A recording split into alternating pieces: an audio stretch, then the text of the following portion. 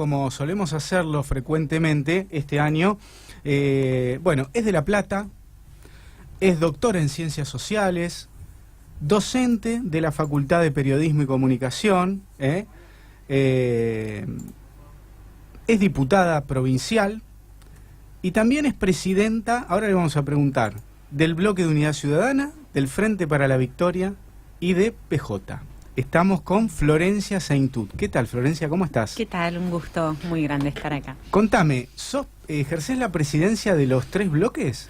No, es un bloque que tiene claro, este obviamente, nombre, ¿no? Pero sí, claramente este bloque está conformado por Unidad Ciudadana, pero además muchos hemos conversado cuando recién le estábamos poniendo el nombre y también decir, bueno, también la gran mayoría están ligados al PJ, al Frente para la Victoria, entonces que ese nombre del bloque debía contener todo esto. No hay divisiones aquí en la provincia de Buenos Aires.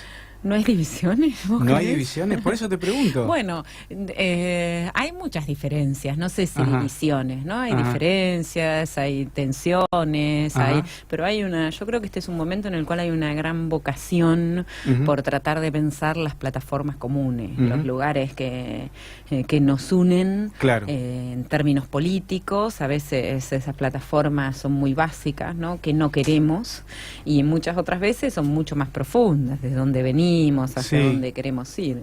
Claro, es también mucho más claro contra qué uno tiene que pelear, digo, en este sentido, ¿no? Porque durante el kirchnerismo esto como que estaba desdibujado y había una oposición disgregada y que después, bueno, terminó en esta unión entre el radicalismo, Mauricio Macri, bueno, y se llegó a esta presidencia de Macri, digo, pero costó. Ahora, en la década del 90 también era claro, pasó algo similar. Estas políticas neoliberales, políticas de ajuste, digo, es más claro contra qué uno tiene que unirse, ¿no? Digo, en ese sentido. Sí, yo creo que es así, como vos decís, que está muy claro, muy a veces hasta, digamos, muy contundente. También no hay que perderse nunca, porque si no nos perdemos de qué cuestiones nos unen porque compartimos, ¿no? Claro. O sea, digo, eso yo creo que eso pasa en la vida personal, pero también pasa y tiene que pasar en la vida política, no perderse de qué cuestiones, lo voy a decir de una manera que puede sonar muy romántico, pero qué sueños comunes tenés, o qué pasados también, en qué pasados te inscribís, con qué pasado, con qué historia te inscribís, y qué podés compartir en el presente. E incluso yo creo que hay que pensar, para pensar los frentes políticos, que yo creo que eso es lo que tenemos que ir haciendo, construir en términos de frentes políticos, sociales, culturales. Tenemos que tener también muy claro que a veces hay momentos en los cuales hay que agruparse, encontrarse, y que son momentos que en otras circunstancias, tal vez menos difíciles, bueno, por ahí se puede ir por caminos separados, pero esta cuestión de que hay compañeros que son de caminos y hay compañeros que son de destinos, ¿no? Y eso saberlo, ¿no? Para ir, digamos, para no volverse loco también con esas cuestiones. Yo hay un montón de compañeros, compañeras con los cuales disiento en muchísimas cuestiones, y sin embargo sé que en este momento es importantísimo poder estar juntos, ¿no? Esta expresión que te voy a decir, no sé si estás de acuerdo o no, te gusta o crees que no existe. Cuando se habla de un peronismo amarillo, ¿es así? ¿Está pasando algo así hoy? Ay, esa es una pregunta casi para una tesis de doctorado, pero te la voy a decir. Yo creo que yo soy de las que creen que en el peronismo siempre hubo izquierdas, derechas y centros, ¿no? Bien. O sea, siempre. Sí. Y esto no es que lo creo, digamos, es perfectamente comprobable en términos históricos, ¿no? Entonces también hay algunos sectores que se inscriben dentro del peronismo, y yo no soy quien para decirles no son peronistas, que tienen una mirada sobre este momento en la cual es más, una mirada, o les es más fácil, o hacen un cálculo en el cual les es más fácil acordar con el PRO o con Cambiemos, ¿no? O que piensan que, bueno, que este no es el momento para hacer una oposición contundente. Tajante, yo estoy convencida de que hoy los peronistas, los kirchneristas, los hombres y las mujeres progresistas, como quieran llamarlos, tenemos que ser una oposición absolutamente contundente con este gobierno, clara, porque nos han votado, digo, a cada uno de nosotros, los que entramos por Unidad Ciudadana, nos votaron porque planteamos que teníamos que ponerle un freno al tipo de gobierno que están llevando adelante. Sí. ¿No? Florencia, vamos a meternos un poquito aquí en la provincia de Buenos Aires. Vos sos diputada por la provincia de Buenos Aires. El gobierno de María Eugenia Vidal. Arrancamos diciembre con una ley que perjudicó a los jubilados, también aquí en la provincia de Buenos Aires. Siguió todo esto, sigue el tema docente, en donde, bueno, no le quieren dar más del 15%, esto parece una telenovela que se estira. A ver, cierres de escuelas en distintos lugares, que uno se pregunta, acá hemos charlado con otras diputadas también que han venido y parece una locura que se cierre escuela de Delta en un lugar complejo, complicado y donde una escuela que tiene 5 o 6 alumnos ya está cumpliendo un rol. O escuelas rurales. Ahora nos estamos enterando que le quitan el 50% a la Cruz Roja y con eso prácticamente le están diciendo, bueno, van a tener que cerrar los institutos de formación en donde muchos enfermeros o enfermeras se capacitaban. Digo, con toda esta gestión que parece que perjudica continuamente al ciudadano, ¿no? ¿Cómo es que tiene buena imagen todavía María Eugenia Vidal? Bueno, otra pregunta de doctorado también. No, a ver, yo lo que creo a eso le sumaría un elemento en el cual, bueno, he trabajado además particularmente todo estos días, Semana Santa, que tiene que ver con las tarifas, ¿no? O sea, claro, que eso, sí, digo, sí. Y los negocios que hay detrás, bueno, pues la lista podría ser larguísima, ¿no?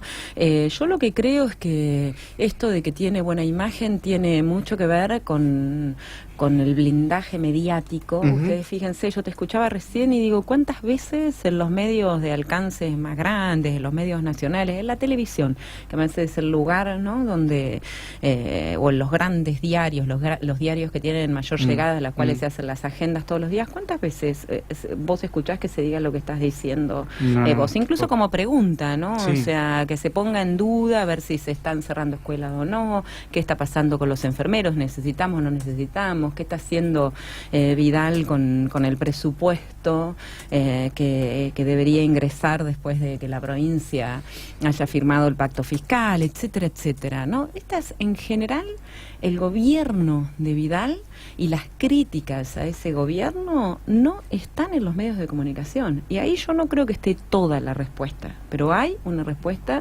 importantísima. Y después, bueno, hay cuestiones que como ciudadanos a veces nos perdemos, pero ustedes fíjense, cuando tenemos un problema en el lugar donde vivimos, vamos, o le golpeamos la puerta al intendente, o Nación, ¿no? O sea, es Macri o es el intendente, así como... Y generalmente, pues esto también pasó con otros gobiernos, ¿no? Acuérdense que, digo, Scioli, por ejemplo, tenía hasta mejor imagen que el gobierno nacional en determinados momentos. Recuerdo. Siempre es un lugar, yo diría que es un lugar que debe ser un lugar muy difícil, no estoy diciendo que es un lugar fácil, pero que es un lugar donde no se está pensando cotidianamente a la hora de la vida cotidiana, ¿no? Pero creo que que el blindaje mediático es impresionante. Yo diría que incluso es más fuerte que con el gobierno nacional, que con Macri. Sí, a mí me cuesta a veces creer que esa supuesta buena imagen que tiene Vidal sea cierta, ¿no? Porque el blindaje también permite ocultar la verdadera cuestión, que es ¿a cuánto asciende esa buena imagen que supuestamente tendría Vidal aquí en la provincia de Buenos Aires? Y yo me quería referir un poco, ya que hablaste de blindaje mediático, de ocultamientos, ¿cuánto pesa la batalla cultural que hay que dar justamente por estas posverdades, estas noticias falsas, esta cosa que que a veces hasta repugna, ¿no? Por lo artero, por lo miserable, que todo el tiempo está dando vueltas alrededor no solo de la figura de Vidal, sino también alrededor de la figura de Mauricio Macri y de los funcionarios.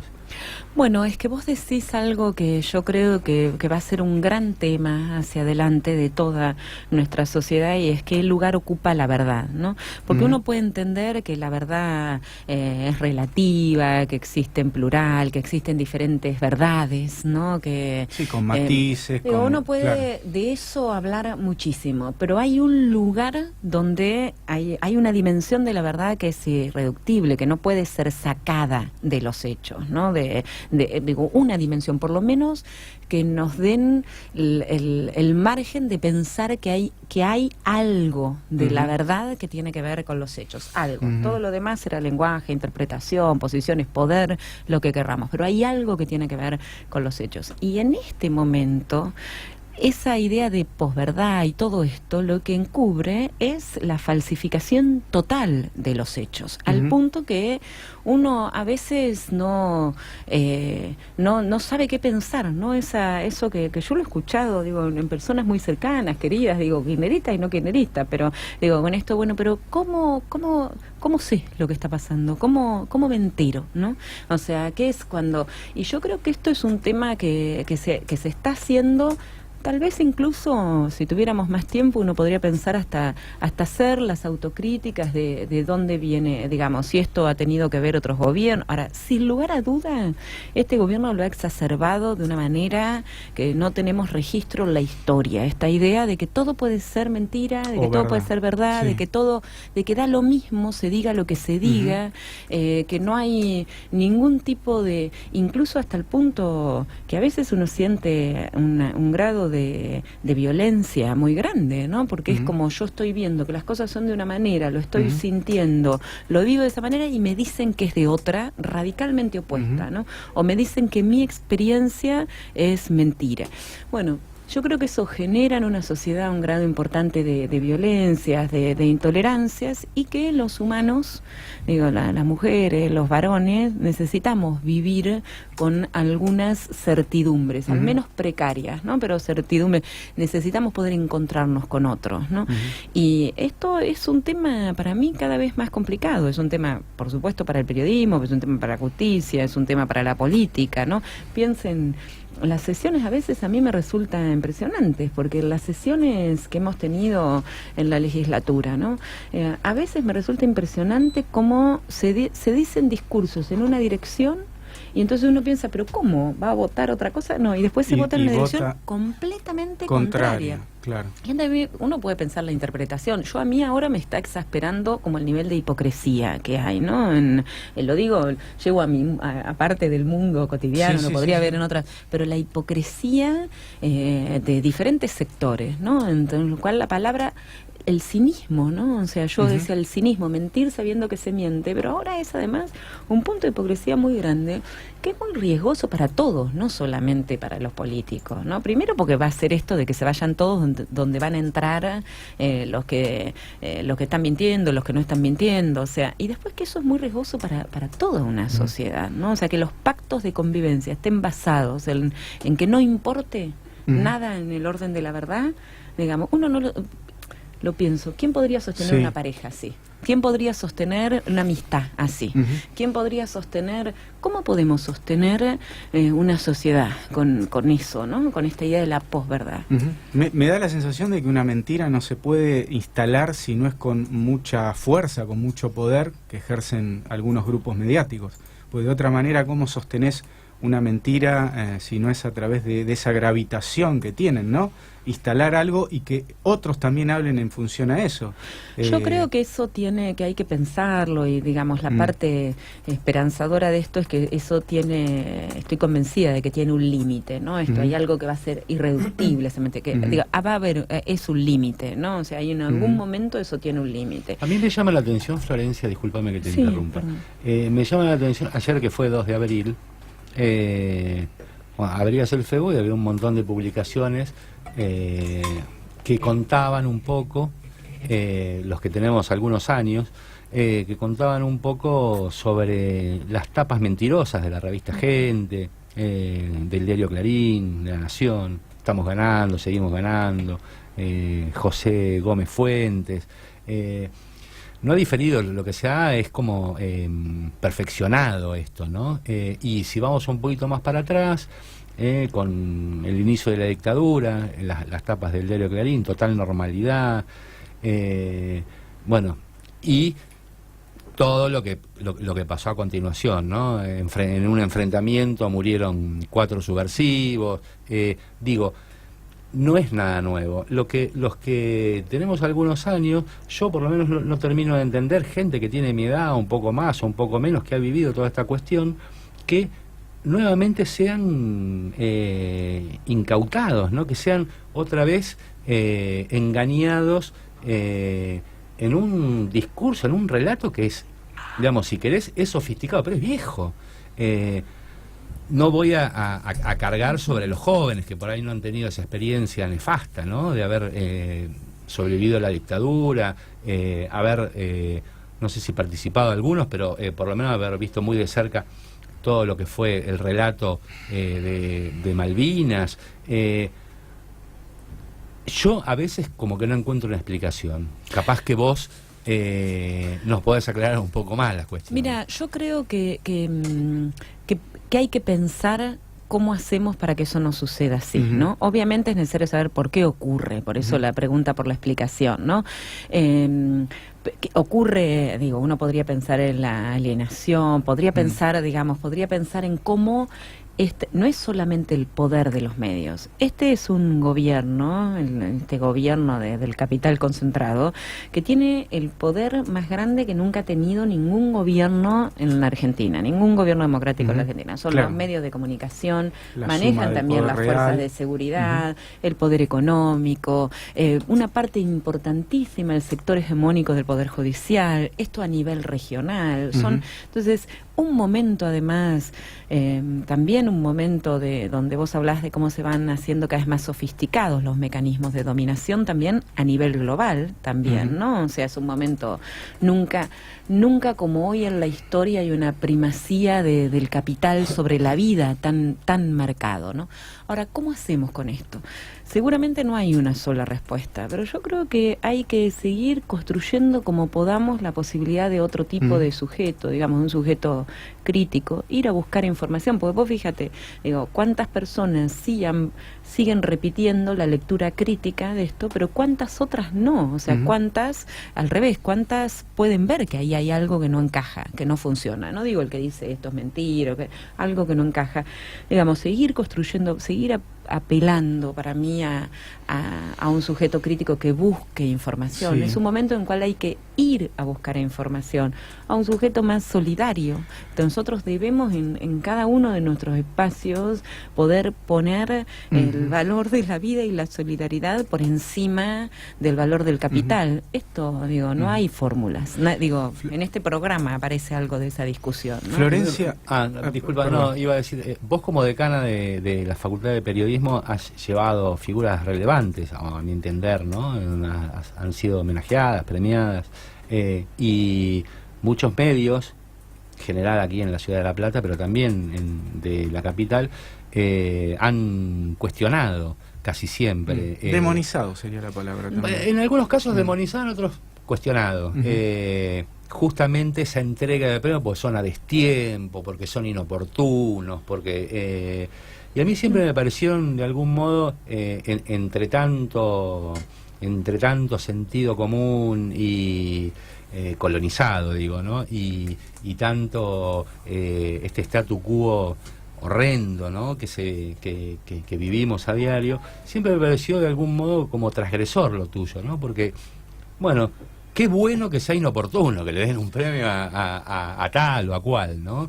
Siempre me pareció como un acto de rebeldía, ¿no? De tu parte.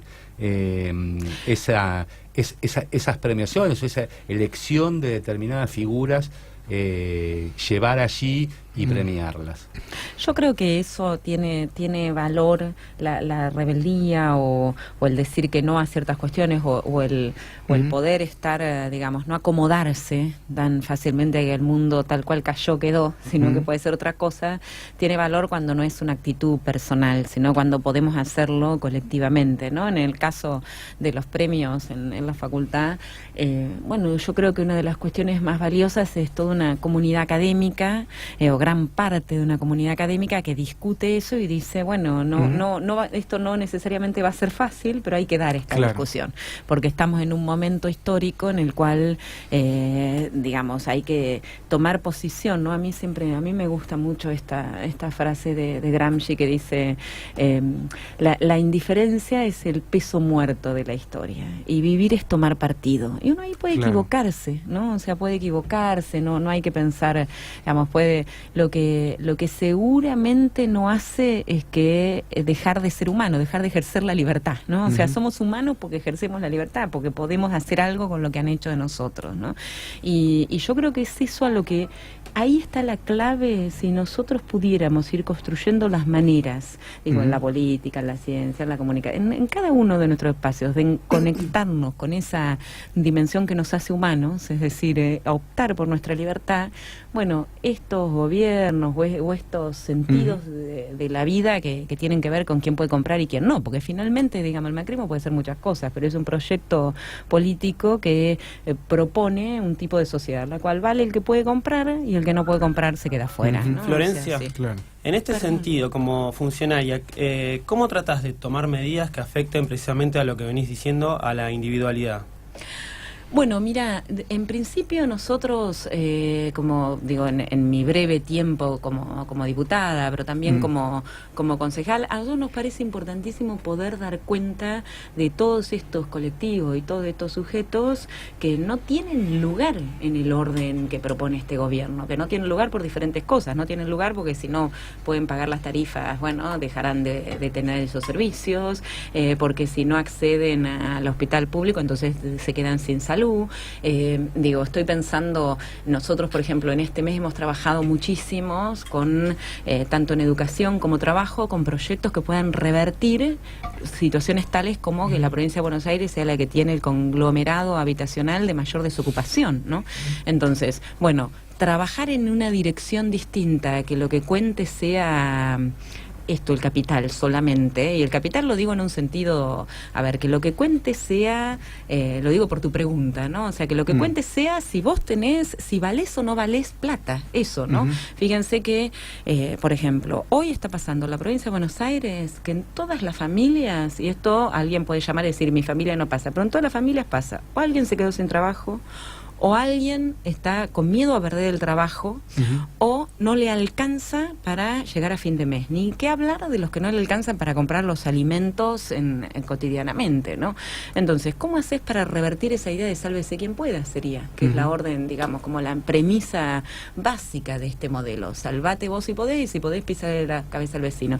Es trabajando en términos de, no solamente de un proyecto, de que un proyecto sirva también para la organización, para organizarse. Nosotros hace poquitito hicimos, entre todos los foros que hicimos en estos meses, pero hicimos un foro por el trabajo, ¿no? O sea, donde se encontraron, desde toda la provincia de Buenos Aires, diferentes colectivos o trabajadores que habían sido despedidos, tanto de lo público como de lo privado, de empresas, digo, la única nacional que era FANASUL, pero que también está dentro de la provincia de Buenos Aires, que no solamente pueden contar lo que les está pasando, sino que aparte puedan organizarse a través de unos proyectos, puedan, una mínima base de organización es, por ejemplo, conocerse. A veces uno no le presta tanta atención a eso, ¿no? O sea, poder hasta conocerse, saber cómo ha luchado el de al lado, cómo luchó el de Azul, para ver cómo lucha el de Olavarría, para ver cómo lograron en La Plata. Entonces, bueno, pensar de esa manera, que digamos, no hay posibilidad de salida de este momento ni de ningún otro momento,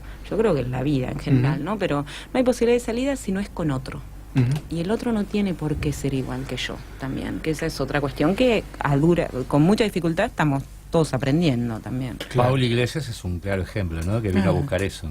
Bueno, y fíjense a él como Pablo Iglesias, justo estaba leyendo hace poquito en El País, cómo también lo vienen demonizando los medios totalmente. de la manera en que lo vienen haciendo, y más porque vino a Argentina y marchó con las abuelas, se movilizó con las abuelas, y entonces con esta cosa, entonces ya es un populista, ¿no? Y él, digamos, ni siquiera, digamos, tiene una discusión teórica, pero no tiene nada que ver, absolutamente nada que ver el proceso de Podemos con otros procesos de América Latina, y sin embargo, fíjense cómo poner a veces...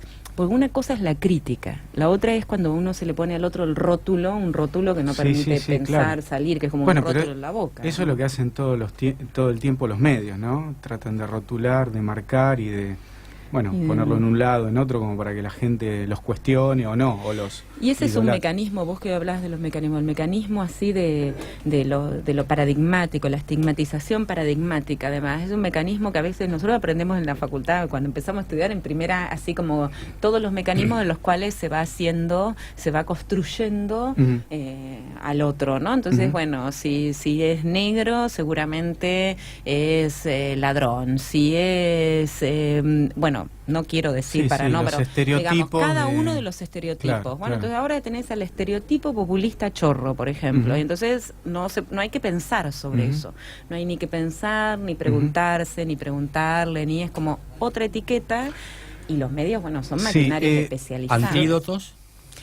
Yo creo que antídotos hay, y no es que quiero ser romántica la fecha, pero antídotos hay, porque si no, si no, por ejemplo, el kirchnerismo, Cristina no hubiera ganado la primera vuelta y haber llegado así a una provincia de Buenos Aires con todo en contra en la última elección, por ejemplo, y si no, todos estaríamos, bueno, digamos, el antídoto para mí es la organización, es la creencia en la dimensión humana, en una perspectiva, digo, no quiero, pero si quieren llamémosla provisoriamente humanista, es, ¿no? En esto de seguir diciendo, bueno, tuve un sueño que es decir, sigo soñando hacia adelante. Pues para mí, con eso, las creencias, las convicciones, llámenlo como el deseo, fíjense que estoy hablando de esta mesa, pero el deseo colectivo, el deseo, eso no se amordaza, van a decir, para siempre, no, es como eso que se tapa y que sale por algún lugar, y eso le va a pasar a este gobierno, porque cuanto más es un gobierno cada vez más opresivo, cada vez más autoritario, cada vez tapa más, sin embargo se le va saliendo por los costados, ¿no? Florencia, ¿vos crees que es necesario desde el peronismo, o llamale, no sé, desde el cristinismo, desde lo que quieras, hacer una autocrítica y plantear que hay cosas necesarias para cambiar? Sí. A ver, yo creo que la idea de la autocrítica estuvo muy utilizada, no para hacerla, sino que estuvo utilizada para condenar, para estigmatizar, digamos, el que habló en esto, digo, ahora lo puedo decir, pero el que no bien perdimos habló de autocrítica que debían hacer otros, ¿no? Porque esa cosa es de lo más extraña, cuando se dice, tenemos que hacer la autocrítica que hagan ustedes, ¿no? Era una manera de, digamos, era una manera de hacerles el juego a los que querían destruir una experiencia histórica que tuvo cosas muy difíciles, cosas que no salieron bien o que no se hicieron bien, y cosas maravillosas, ¿no? Entonces, bueno, dicho esto, yo creo que lo que sí es, ¿cómo no voy a creer en la autocrítica? Yo creo en la autocrítica en términos, digo, en todas las esferas. Sí, si querés te cambio la pregunta, más concreta. Si fuesen gobierno nuevamente, ¿qué cosas harían o qué cosas no harían? Yo creo que hay que pensar, digo, no, bueno, por ahí meto la pata, pero digo, yo creo que no hay que pensar otra vez si fuéramos gobierno. Yo creo que, o hay que ser como a veces los límites que yo le encuentro a esto de vamos a volver, ¿no? Yo creo que hay una parte que es maravillosa, que es la parte de la historia. Sí tenemos un pasado, que incluso no fueron estos 12 años nada más pasado, eso sí está, pero hay que pensar lo que nace también nuevo, porque si no estamos siempre frente a la repetición de lo existente.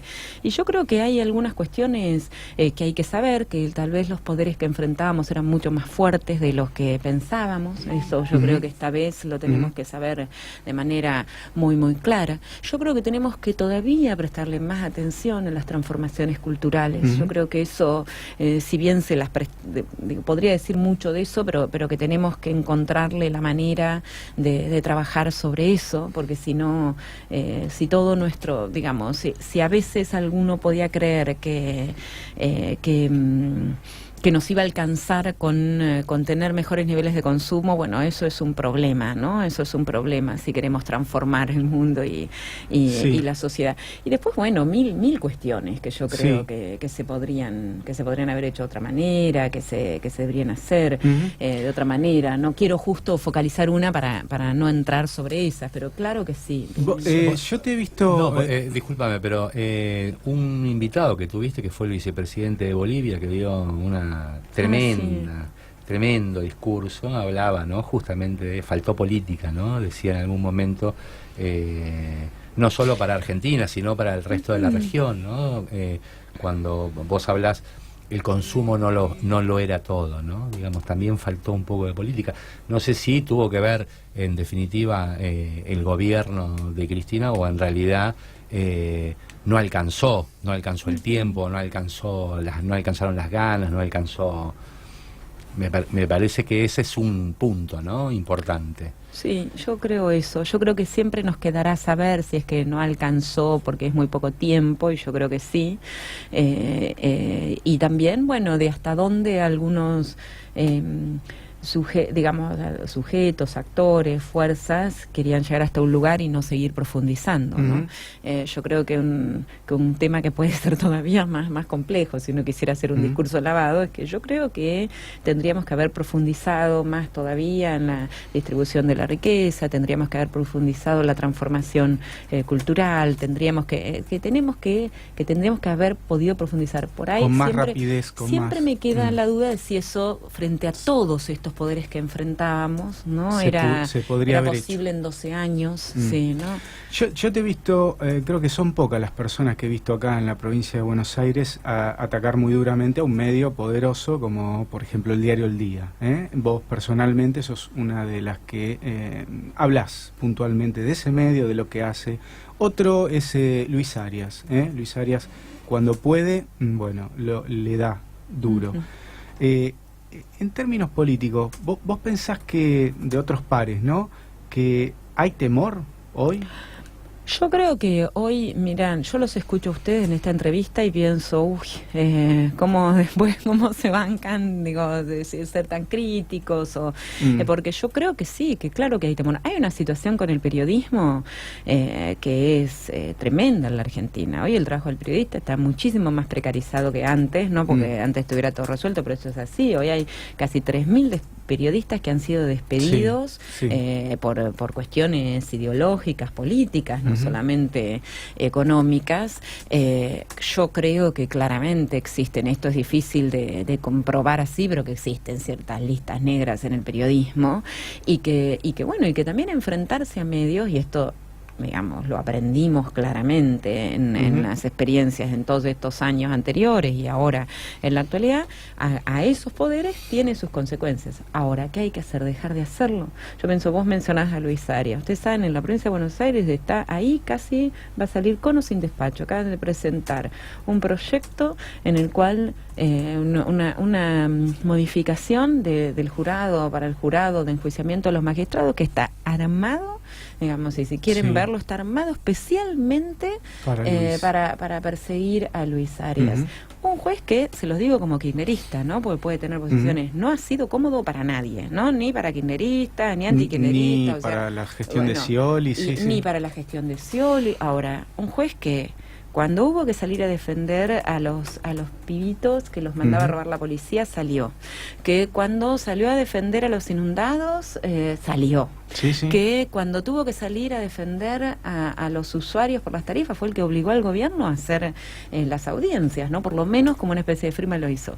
Bueno, y lo están atacando de la manera en que lo están atacando. Entonces tiene consecuencias, siempre tomar posición tiene consecuencias. Lo que yo no creo es que el antídoto sea no tomarlo, ¿no? O sea, porque digo, no me lo imagino como para la vida. Lo que hay que saber es que las posiciones deberían ser lo más colectivas posible, siguiendo la pregunta que hacías recién vos, que hay que hacerlo con otros, que siempre es mejor a veces ir un poquito más lento, pero ir con otros, que ir solo hacia adelante, pero si me quedo tan lento hacia atrás, tal vez nada se pueda mover. Ir midiendo eso, ¿no? Claro. Cristina Fernández de Kirchner tiene que ser la candidata en 2019? Mira, no sé si tiene que ser así. A mí me encantaría, Bueno, y me parece una que... de las pocas que ha dicho me encantaría. No, a mí no solamente me encantaría, sino que además también corriendo el riesgo de que algunos puedan malinterpretarlo. A mí me parece que cuando se dice con Cristina no alcanza, hay una intención medio complicada, que es, bueno, ya está, Cristina, corrámoslo un poco. Y hoy es la dirigente que tiene es la que más votos tiene de este lado de la historia, ¿no? Y eso, digamos, hay que verlo, como Lula en Brasil, que, digamos, puede no gustarles a algunos, puede no gustarles, puede no alcanzar, digamos, montones de cuestiones, pero son dirigentes. ¿Y por qué pensás que desde dentro del peronismo se hace más hincapié, porque me parece que es lo que está pasando, en que no sería la candidata ideal y que tiene más cosas para marcar como errores que más cosas positivas? Mira, primero quiero decir que a mí me encantaría, no tengo la menor idea si va a ser candidata o no va a ser candidata, es una decisión que va a tomar ella y que digamos esto, ¿no? En segundo lugar, yo creo que también lo que es muy probable que pase es que otros quieran ser también candidatos, entonces bueno, digamos, y además también otra cosa que me quedo pensando es, acuérdense cuando decían Cristina tiene un techo del 20%, ¿no? Y Cristina saca 37 puntos y ¿quién sabe si es un techo o es un piso? Porque la historia se va modificando, no es una foto de un día para el otro, ¿no? Claro. Entonces, ¿quién lo sabe? ¿Qué sociólogo podría decirlo? ¿O qué vidente podría decirlo? ¿O qué peronista o antiperonista podría decirlo? La verdad es que uno puede predecir, tener algunas ideas, pero eso no, nadie hoy tiene, o por lo menos yo no he escuchado elementos ni sociológicos, ni políticos, ni religiosos contundentes que me convenzan de que necesariamente ese es el techo de Cristina, ¿no? Ahí hay expresiones de alguien de la Cámpora, Larroque, que ya mencionó algunos posibles candidatos. Dijo Rossi, Axel Kicillof, y hay uno más que me estoy olvidando, pero habló de un candidato más, eran 3. Si lo encuentro te lo menciono, acá lo tengo. ¿Qué pensás? Porque el Cuervo Larroque, está dentro de la Cámpora. Sí, yo igual, la verdad es que lo que sí pienso es que, de la misma manera que digo esto, ¿quién Jorge sabe? Capitanich, ahí tenemos el tercero. ¿Quién puede saber eso? Falta un tiempo, ¿no? También, de la misma manera, yo lo digo ahora y antes, siempre he creído que no podía ser verdad que en el kirchnerismo no existieran otros dirigentes políticos. Eso, digamos, siempre he tenido duda de esa afirmación, incluso muchas veces hecha dentro del kirchnerismo, ¿no? De que es Cristina y de que no hay otros cuadros políticos. Por una cuestión básica de análisis histórico, un proceso tan complejo, profundo, denso, tan creativo como fue el kirchnerismo, ¿cómo es que no puede dar otros dirigentes? Por supuesto que esto sí. Ahora, si me vuelven a preguntar, yo les vuelvo a decir, sí, cualquiera de esos compañeros son grandiosos compañeros. A mí, yo creo que, a mí y a muchos de los compañeros y compañeras que yo conozco, yo creo que tenemos confianza plena y ciega de que Cristina que no nos va a entregar. Yo confío en eso, que no nos ha entregado, que no nos va a entregar, que va a defender intereses que son, lo voy a decir así en términos, los de la patria, los de los ciudadanos, los de los hombres y mujeres de a pie, así, a esta altura, además, más que nunca. Sabemos que estás con poco tiempo, te vamos a hacer 2 preguntitas más cortitas. No, yo una chiquitita que es, ¿hay 2019? Sí, ¿cómo no va a haber 2019? Incluso hay que pensarlo en la provincia de Buenos Aires, que a veces se dice con esto Vidal. Por supuesto que sí. Yo creo que yo veo también a tantos compañeros, compañeras entusiasmados. Veo muchos con bronca, pero veo muchos entusiasmados también en la pelea o juntando las dos cuestiones, porque este gobierno no solamente no es eterno, sino que no va a ser un gobierno de muchísimos años. Esto, y esto no quiere decir nada, esto de que no cumpla su mandato. Yo creo que en la Argentina, digamos, no hay otra posibilidad que las elecciones, pero es un gobierno que está gobernando muy contra las mayorías, no solamente contra los más humildes, más olvidados, contra las clases medias, de diferentes maneras, que gobierna provocando desigualdad y atentando contra las libertades al mismo tiempo. No puede ser, digo, no. Si vemos dentro de 10, 15 que sigue este gobierno, bueno, yo seguramente voy a creer menos, a nadie le va a interesar, pero voy a creer menos en lo que somos capaces como sociedad, ¿no? Definime qué pensás de la gobernadora, María Eugenia Vidal. Mira, ¿Cómo la ves? a mí me parece una gobernadora muy incapaz para gobernar en términos de generar mejores condiciones de vida a los bonaerenses, pero además me parece que no tiene esa decisión, que no tiene esas convicciones, que no tiene, algunos dicen esa sensibilidad, que no le preocupan la gran mayoría de los bonaerenses, ¿no? Incluso que yo pienso, bueno, cuando se habla del pacto fiscal o lo que va a entrar por el fondo del conurbano, yo pienso eso, digo, claramente que lo va a utilizar para una campaña hacia lo que viene, ¿no? O sea, yo no veo en esta gobernadora una vocación por la provincia de Buenos Aires. ¿La provincia se gobierna de acá, de la ciudad de La Plata o de Casa Rosada? Yo no lo sé, no lo sé. Yo creo que lo que sí hay lo que estoy convencida, que Vidal hace cada vez más un esfuerzo por parecerse diferente a Macri, porque el macrismo va a ir agotándose y que eso es completamente falso, ¿no? Que puede haber diferencias, matices, digamos, tonos, digamos, todo esto, pero que el gobierno del PRO, el gobierno de Cambiemos, el gobierno de Macri es el gobierno de Vidal, en eso, digamos, que son, nosotros siempre decimos Vidal es Macri, Macri es Vidal, y no porque los veamos iguales, pero porque son el mismo gobierno, el mismo proyecto político.